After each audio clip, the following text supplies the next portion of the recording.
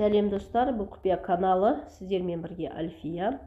Достар, осы сүреден бұрын Хадж сүресімен және Әнбия сүрелерінің қасиетін салған болатынмын.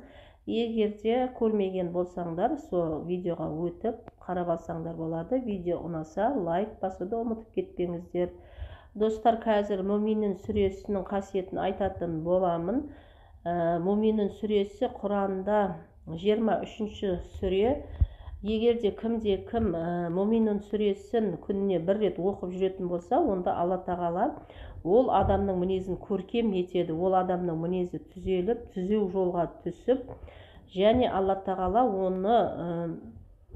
оны жаңағы дұрыс жолға түсіріп, ол адамның жаңағы уровень дейді, ол адамның рухани жағын көтереді. Рухани байлығын көтереді десем де болады. Сондықтан достар, Мүминун сүресін күніне бір рет оқып жүрсеңіз, бұның қасиеті өте күшті, нәтижелі болады. Достар, видео ұнап жатса, лайк басуды ұмытып кетпеңіздер. Осыдан кейін, осы Мүминун сүресінен кейін Нұр сүресінің қасиетін айтатын боламын достар. Сәттілік, қаделеріңізге жараса, лайк